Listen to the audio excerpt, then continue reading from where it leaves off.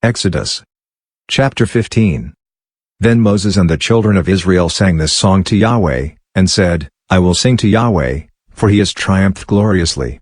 He has thrown the horse and his rider into the sea. Yah is my strength and song. He has become my salvation. This is my God, and I will praise him, my father's God, and I will exalt him.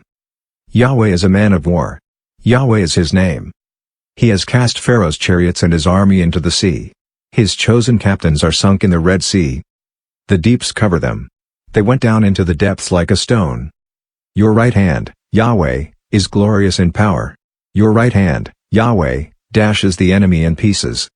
In the greatness of your excellency, you overthrow those who rise up against you. You send out your wrath. It consumes them as stubble. With the blast of your nostrils, the waters were piled up. The floods stood upright as a heap. The deeps were congealed in the heart of the sea. The enemy said, I will pursue. I will overtake. I will divide the plunder. My desire will be satisfied on them. I will draw my sword. My hand will destroy them. You blew with your wind. The sea covered them. They sank like lead in the mighty waters. Who is like you, Yahweh, among the gods? Who is like you, glorious in holiness, fearful in praises, doing wonders? You stretched out your right hand. The earth swallowed them. You, in your loving kindness, have led the people that you have redeemed. You have guided them in your strength to your holy habitation. The peoples have heard. They tremble. Pangs have taken hold of the inhabitants of Philistia.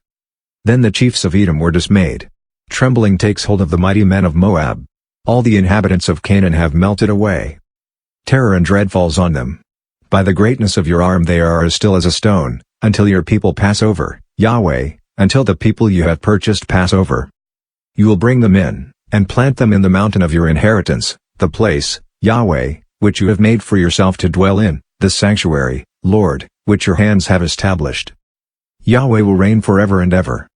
For the horses of Pharaoh went in with his chariots and with his horsemen into the sea, and Yahweh brought back the waters of the sea on them, but the children of Israel walked on dry land in the middle of the sea.